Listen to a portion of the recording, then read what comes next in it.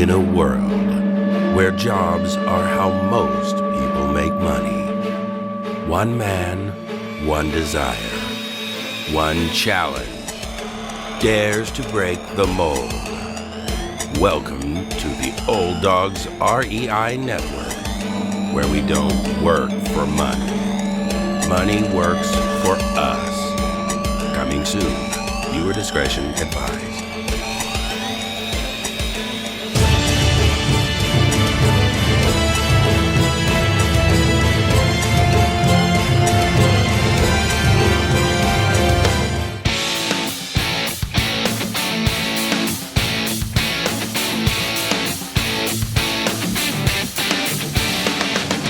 Welcome to the Old Dogs REI Network, where cash flow is king.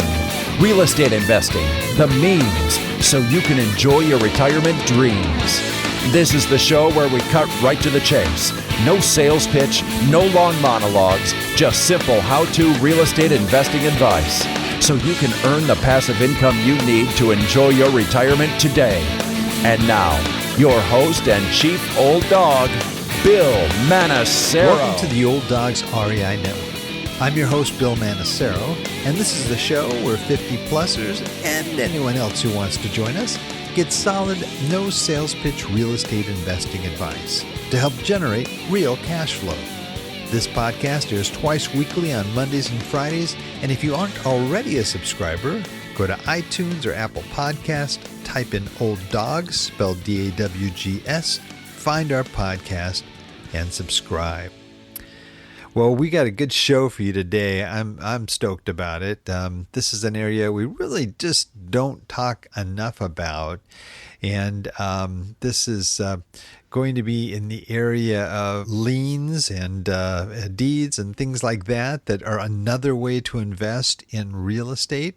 I think we're going to hear a lot more about it. And the person I'm talking with is Martin Saenz, and Martin is a managing partner of Bequest Funds, renowned as a thought leader in the mortgage note investment industry. Martin is generous with his firsthand experience to the benefit of many clients and followers. Genuine, loyal, and passionate about creating a better world through profitable business, he works hard to share and spread success. Together with his business partner, Sean Munyo, Martin co-founded Bequest Funds with the dual purpose of helping investors grow their wealth and helping mortgage borrowers stay in their homes. Martin owned and operated multiple successful companies prior to launching Bequest. A successful entrepreneur and real estate investor for over 15 years, he brings a high level of strategy and experience to the Bequest model. He has directly helped over 1,000 families stay in their homes and countless more through the influence of his mentorship. Martin holds a BA degree in philosophy from University of Texas, San Antonio, an MBA from Drexel University, and an MS in project management from George Washington University. Martin, his wife, Ruth, and their 4 children live in the Sarasota, Florida area. Well, welcome to the Old Dogs REI Network, Martin. Thanks, Bill. Thanks for having me, and way to go on the bio. My goodness, I feel more accomplished now. Well, you are, and I think it's worth mentioning all the things that are in your bio, because it's a great. It's kind of a different approach, to be honest. I think it's neat that you're able to look at, not just the generating profit and making money, but helping people in that process. And but before we jump into this, and I'm really excited to hear about it because it has been a while, since I've last addressed this area. Is maybe you can just give us a little background on yourself first. Yeah, absolutely. My name's Martin Saenz, and I would say after receiving my graduate degree from Drexel, I went and managed a call center for a large retail organization. And what I learned over the course of 2 years was that I was really bad at playing the corporate game in politics and and kind of working in under corporate structure. So, needless to say, I was fired from the corporate job. And it was a blessing in disguise because at that point, my wife and I made a decision that we were going to do for ourselves going forward. And so just got involved with every kind of real estate seminar, read all the books, played, cash flow, Kiyosaki's game. And I just really got into the whole fever of real estate at that point. But I realized I needed income to launch my real estate career. So my wife and I, we founded a federal government contracting company in the DC area in '05 as a result. Oh, really? And what exactly were you contracting? Museum exhibit displays. Oh, really? Wow. So we would design, fabricate, and install museum exhibit displays for the Pentagon, NIH, which nobody really knew what NIH was before COVID occurred, but NIH, various DoD facilities around the country. So a lot of them have art programs, and they have exhibits that kind of run through the corridors.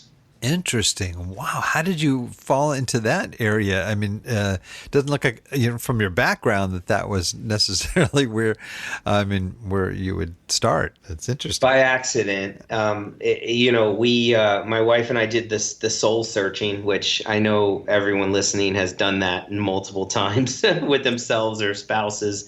And we said, okay, well, what are you good at? Okay, well, what are you good at? And so my wife is a very creative individual. And for myself, marketing, sales, is more of my passion. And we just kind of went through a list of different products and services. And we said, well, museum exhibits is great because it involves both a physical product and a service behind it. So that's really how we kind of landed by accident on that field. And there were government contract type of gigs, right? So that I would imagine that'd be pretty lucrative as well. Yes, I want to say a prayer for anybody who's still selling to the federal government. As lucrative as it is, it's if you can handle bureaucracy and elitism, the federal government could be for you. Yeah, that's right. I forgot about the fun part of it there. Oh my gosh. Yeah, that's a bulk of every project, is not the actual product or service you're delivering, but the bureaucracy behind it and getting paid, by the way, at the end.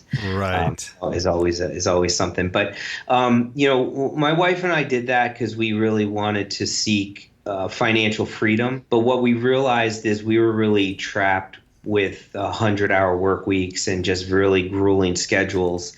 And so we ended up selling that company in 2013 at the height of its performance.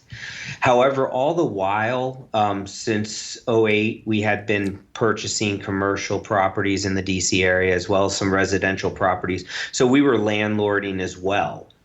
Oh, interesting. And we still maintain those properties as a result. Commercial properties, you say?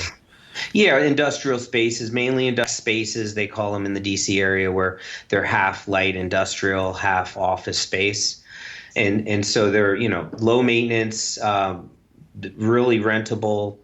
And so we still have a portfolio of those properties that we self-manage. But what I realized is those are great annuity plays, or at least for us. We never built it out maybe the way that we could have, but we realized, great annuity plays. A lot of those mortgages are almost paid off on those properties, and we sell some with seller financing. But at the end of the day, it didn't meet my cash flow aspirations, which is at the time I got into the mortgage note industry in 2013. Ah, okay. Now, right now, industrial is like the hottest area of commercial, I think, across the board right now. I mean, that's a really great area to be. So, well, yeah, and especially in the DC area, because they're building Amazon HQ, and so there's a flood of vendors and suppliers that are moving into that area to support Amazon. And so there's even industrial space is probably the hottest commodity, real estate commodity in the DC area right now. Yeah. It's unreal. Wow. Well, you're doing this, and then you now what kind of moved you into notes? What was the I mean, I guess it wasn't cash flowing what you had hoped, but so you looked at notes as a cash flowing vehicle for you. Initially, I did. Initially, I looked at notes, just having read a few books, attending a few seminars.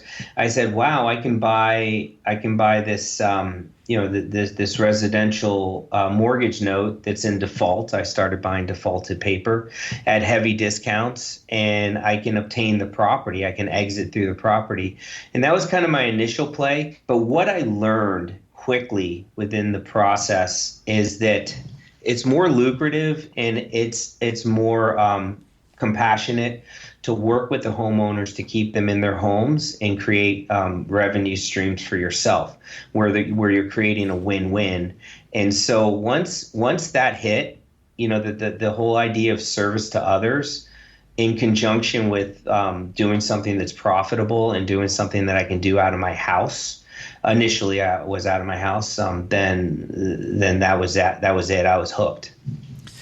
So, and for those listening, a lot of people, probably are wondering, what exactly do you do? I mean, how do you obtain a note? And what are the numbers involved in that? Can you just kind of walk us through it as somebody, let's say, that has no idea what you're talking about in terms of deeds and how do you buy a deed and then what's the process there to actually generate cash flow?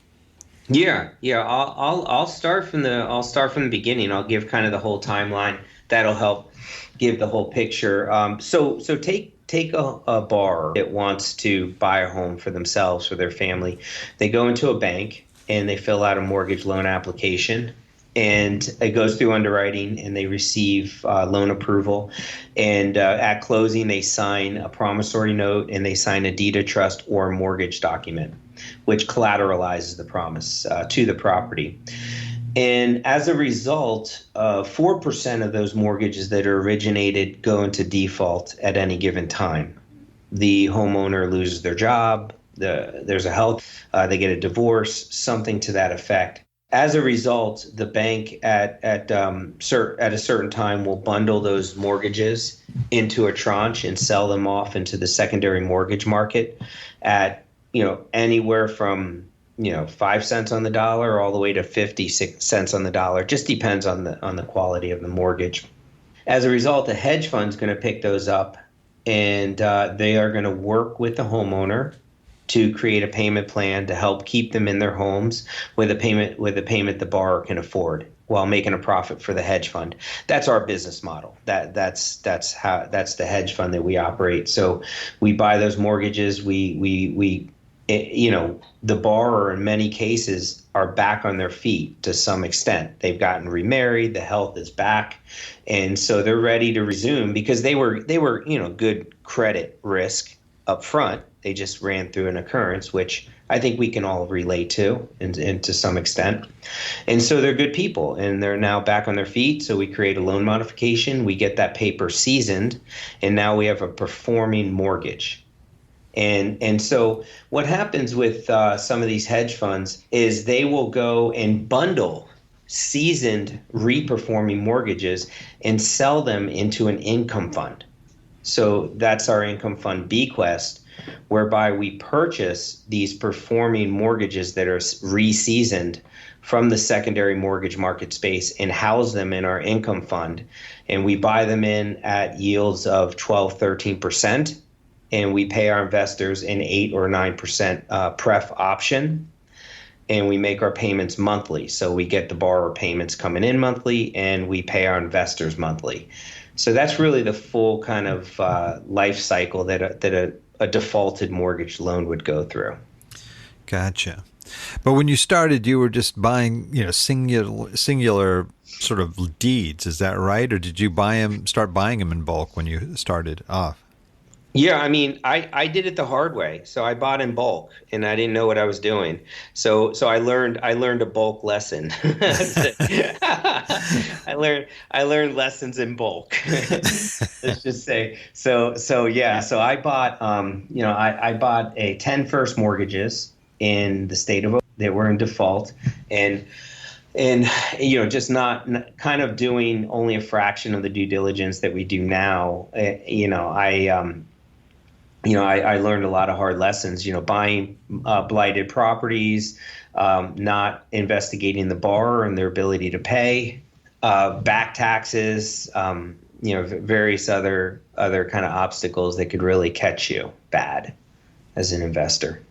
So I learned a lot of hard lessons up front, but I also got a taste with these loan modifications, and the taste is that it just led me to just go on like kind of a life mission of saying, hey, I want to help homeowners stay in their homes. I want to help clean up the mess that the banks created with ninja loans and all these bad loan programs they did in the 2000s, and that's kind of what I've been on ever since. That's awesome. And so you bought 10 mortgages. Give me an idea of what that means cash wise in terms of. You're saying some would be even 5 cents on the dollar. I mean, that's crazy. So I paid $240K cash, and I would say fair market value collectively, maybe $600K, something like that. Gotcha. So these are all sub 75K properties. And one of the lessons I learned was that a 75K property can become a 30K property in the blink of an eye. Wow. And why is that? What I don't think it'd be just sort of normal depreciation. I mean, there's something serious has to happen. Is it the neighborhood could just drop off and really go down that quickly, or what causes that to happen? Yeah, I mean, a whole factor of neighborhood, the type of borrower that's in there, may be kind of a minimum wage employee. Once that there's a higher level of crime in that neighborhood. So once you start foreclosure, you'll find people that will, instead of working out loan modifications to stay in their homes, they may be more prone to vacating the property. So now you have a vacant property. And in Ohio, by the way, you need to winterize these properties or the pipes go. However, sometimes you're lucky that the pipes still remain and they're not stripped out by copper bandits. Right. And so there's just a whole host of things that can go wrong, versus properties now. I mean, average fair market value on notes that we own now is $311,000. So we deal with properties, that have HOAs in good suburban and tertiary markets around the country. And so I kind of learned what not to do initially. And a lot of it was centered around the collateral, which is the property in this case.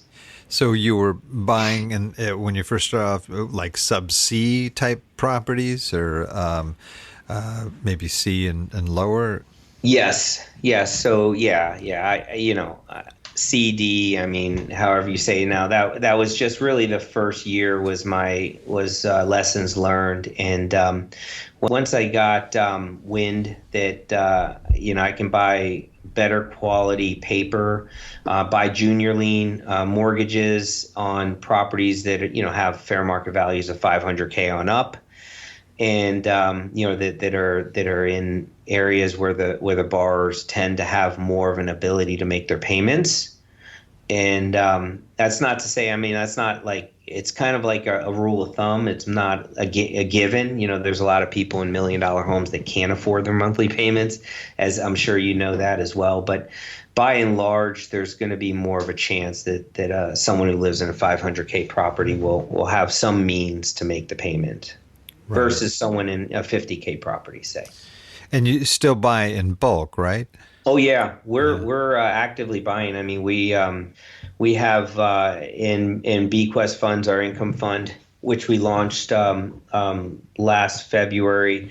We have 7 million assets under management. We're currently working on about 35 million of distressed mortgage debt on the hedge fund side, which is a separate side of the business. So we're very active, and we're actually in the process of closing a 500 mortgage loan trade now of junior lien mortgages. So we're extremely active. Financial future is at the forefront of everyone's mind, especially when it comes to retirement. But what investment will give you a legacy that withstands the test of time? While investments in real estate have proven their stability, averaging returns of about 8%, an investment with equity and help will not only give you the best security for your financial future, but an even better return, averaging 8% to 12%. That is obtaining cash flow while leaving a legacy. Now, what if your investment helped not only you, the investor, but hardworking American families in the process? At Equity and Help, they make the process easy by locating properties and finding the perfect family for a home that they may not otherwise have had the opportunity to own. That is investing with a purpose outside of turning a profit. Interested? Call your Philanthrovestor consultant from Equity and Help at 844-552-8828 or visit equityandhelp.com/podcast to learn more. Can people buy mortgages or deeds through you? Or you only, as far as people investing, or do they just invest in the funds themselves? Yeah, a majority of the people they'll invest in the Bequest funds and take the 8 or the 9% annual preferred return. We already have systems set up. We make our payments monthly. It's a very low risk, high yield opportunity for investors. As far as individuals that want to go out and start a note business for themselves, I've written a few books. The most well-read one is Note Investing Made Easier, where I really kind of go through step by step of how to set up a note business for oneself. So, you can, if you're entrepreneurial and you really have discipline, you can go out and do that yourself. However, with that said, the world of note investing is remarkably different than when I started in 2013. It's a whole different world out there. In what way? I would sum it up with compliance. So in other words, when I started note investing, you can self-service some loans, you can use licensed servicers, you can operate in all the states. And right now, as it stands, there are numerous licenses that one needs to have in various states at state levels, federal debt collectors licenses. You need to not just have the licenses, but have a person that's just dedicated to compliance to make sure that, renewal forms are being done and, monthly reports are being submitted for various states. So there's a whole compliance effort. So if one takes up the charge to launch a note business for themselves, they really need to scale it whereby, they're keeping themselves out of trouble in doing so. Right.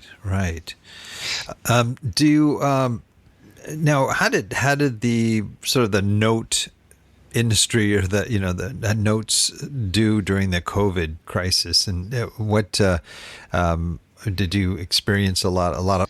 Whereby monitoring that we were doing on a weekly basis in terms of performance and other metrics, we moved that to daily, and we also rewrote the standard operating procedures and just kind of refined our CRM systems and other asset management tools that we use, whereby we could be more proactive if we sense that someone's going to stop borrowing. So we really put together some kick-ass systems as a result of COVID. And what we found is we were fluctuating between 92 and 93% collectability for last year of COVID, and we're running at 96% collectability now. So and I attribute a lot of that to the new systems that we kind of put in place and with all the daily monitoring. Gotcha. And did you have to, do loan modifications and adjust so that people could meet their payments? So on the hedge fund side, whereby we purchased distressed debt, what we did is we refined our legal approval process. So before, if we had someone that was in default for a number of years and we needed to run that through legal, we would just run it through legal, just start the legal process and let it go to the borrower comes to the table and we work out a loan modification.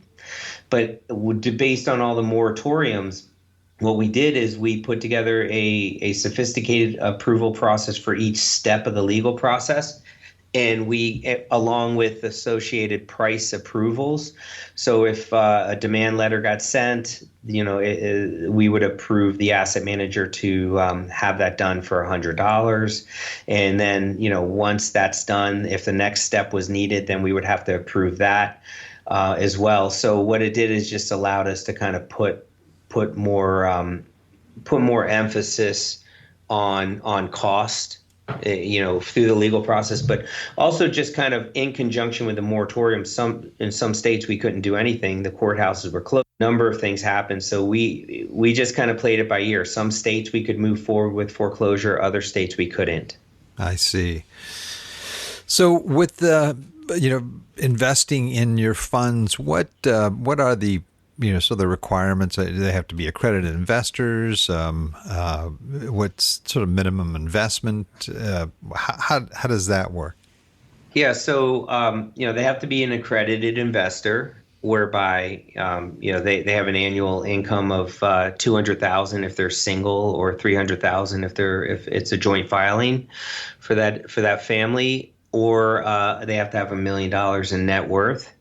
And so as long as either one of those criteria are met, then they would be considered accredited, and they could come into the fund with the minimum investment being $50,000 to commit to, right?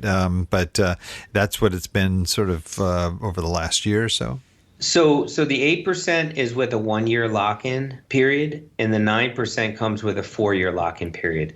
So it's up to the investor which one they choose, but whatever they choose, it'll be fixed. It'll be fixed and in place until their subscription renews.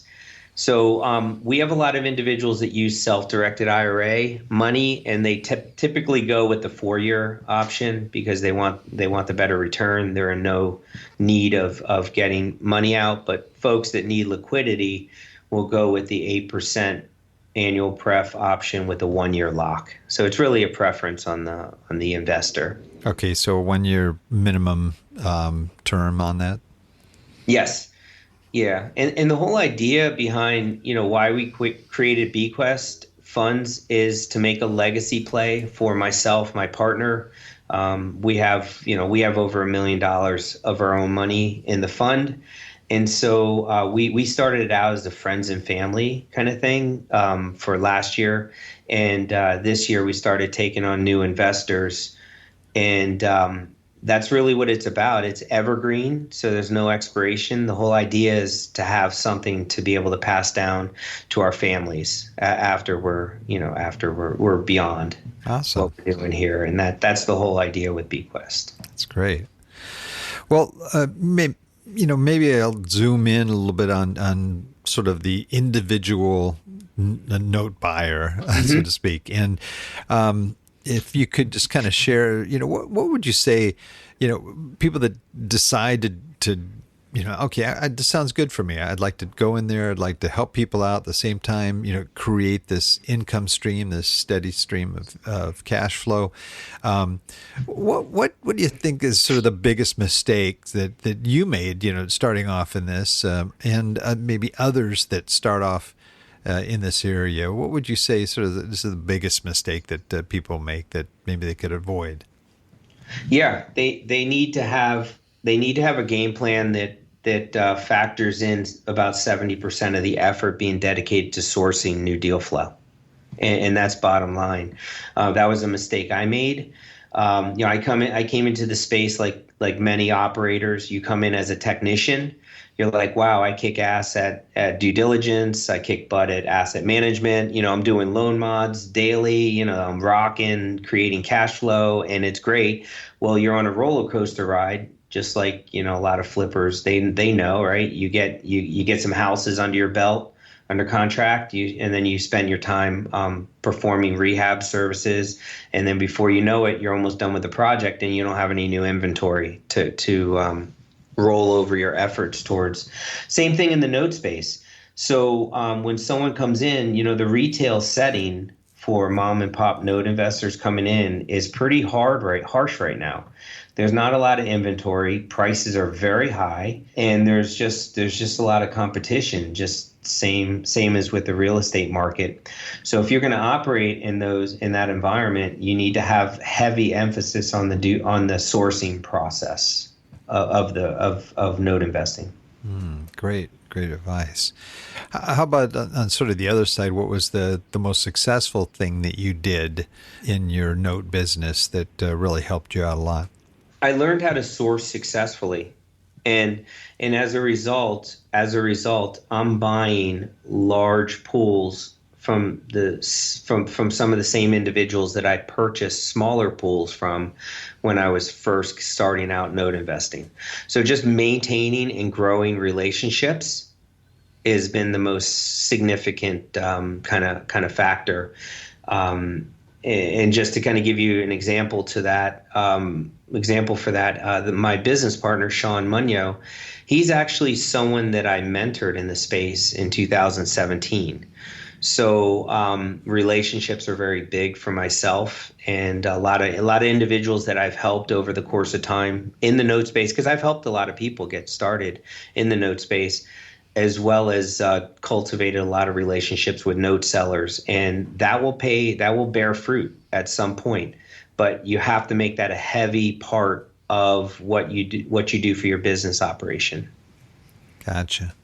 Well, we have a lot of folks that listening that are either approaching retirement or in retirement already, and they're looking at ways to be able to either invest funds that they have and or generate cash flow and to really supplement their retirement years. And so what would be your advice for that group, knowing this area of notes and various related investments with that?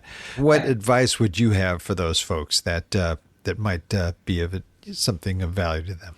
The first thought that comes to mind is why the 50 plus? I mean, 20 plus should be taking that advice.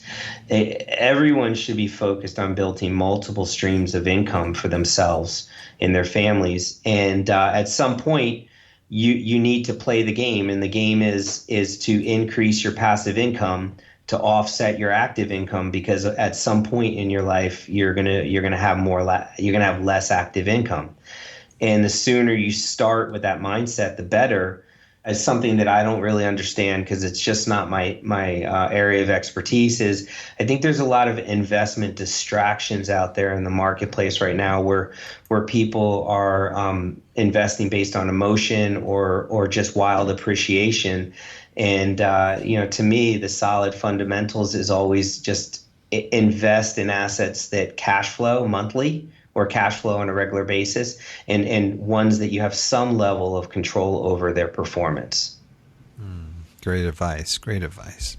Your business sounds like it's really evolved and is still evolving and growing. What excites you about the future of your business, and where do you want to see it go in maybe 10, 20 years down the road?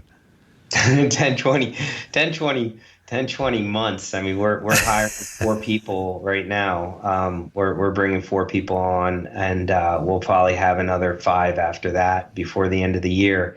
We're growing with our asset management team. We're growing with our investor relations team. So right now at the point that we're at, our emphasis is on building standard operating procedures that are consistent. We're building additional roles, so that requires additional SOPs. And so we're really focused on the system piece of things because, obviously you have to kind of build it with the end in mind. Some eventual exit to all of this, and so that's how I'm thinking of it now. But I'm trying to wrap that up because the sooner that I can really get the systems in place the way that I'd be happy seeing them, the more that I'm able to go out and do more on the acquisition front. So we're just having wild growth and just focused on making that manageable for us. And I always like to ask this of our guests too: is what from your perspective, you're dealing with a pretty important part of the economy right now. The whole housing picture in the economy right now is very critical. Where do you see a correction ahead? Do you see a shift? Especially as we're doing these these stimulus payments, you can call, I don't know what you would call them at this point, of just trillions and trillions of dollars that we're trying to pump into the economy. Are you preparing for something in the future that could impact the economy in a more severe way? Yeah, I don't have a crystal ball in that regard. The one thing that just kind of sits in my gut, and I do a lot of reading on this, is something drastic is coming soon, I believe. Whether it's increased inflation, which obviously I think we're already there, hyperinflation or deflation. And the thing that I hope that many people kind of take heed to is that there's no greater time than now than to start to your monthly existence. And it doesn't matter about Bequest, right? Like you could be like, Bequest just isn't for me, or we're not for everyone. But whatever you do, everyone should at least be thinking in that direction, because things are about to get a whole lot more expensive in our world. Yeah, I agree with you on that one. Well, wow, our time's zipping by here, and we still got a batch of questions for you, but we have what we call our Wrap It Up segment, and in that I ask you a series of quick questions, and you share resources that have been of value to you, and some insight as well. So if you are ready, we can go ahead and wrap it up. Yeah, I'm ready. All right. Favorite real estate book? Cash Flow Quadrant. Oh yeah, that's I just finished. I woke up at 3 a.m. because my daughter had a nightmare, and so I just got into work early, and I finished that book for the third time. I can't get it. I love it. I mean, I get wisdom out of it each time I read it. It's a great book. Great book. How about just a general business book that's a favorite of yours? Yeah, I forget the name of it, but I read it recently. Hunter Thompson on Raising Capital is a really good book. Matthew Burke on, I think it's Capital. They've been some good business books I've read. Obviously E-Myth is one that everyone should have read at some point or needs to read rather. Yeah, I agree, big time. Especially if you've got a business. What about a most valuable website for success that you tap into? I have to attribute so much to daily disciplines and rituals. It's unreal. So, I look at my financials on a daily basis first thing in the morning. I read out of the Bible in the morning. So I have certain rituals that I perform that really just help me keep focused on what I need to keep focused on. And it really sets my day in the right direction. And I'm a big planner, so I plan my next day the day prior each day. So I think just having those, if that kind of answers your question. No, that's great. That's better than a website, actually. Yeah. That's great. Apps in the course of your day on a regular basis? We work off of HubSpot for our capital raise efforts. We work off of Podio for asset management. I obviously Microsoft 365. We use Zoom for our phone system. For our conference room, we have a Zoom room set up. So I'm not really a technology guy. My partner is. I'm more of a whiteboard guy. Mm-hmm. Hey, that's you're going back to me. I'm used to those rolls of paper, on my 10 DII calculator. I bang on it like all day. I love it. Do you have a favorite quote? Yeah, I mean, I'll give you one from Kiyosaki on Cash Flow Quadrant that I just kind of picked up on. Money is more clearly seen with your mind than your eyes. So, point being that you need to see behind what your eyes are looking at. You need to look at the numbers on the deal. You need to be looking at what's not visibly in front of you, and that's going to make you money. Gotcha.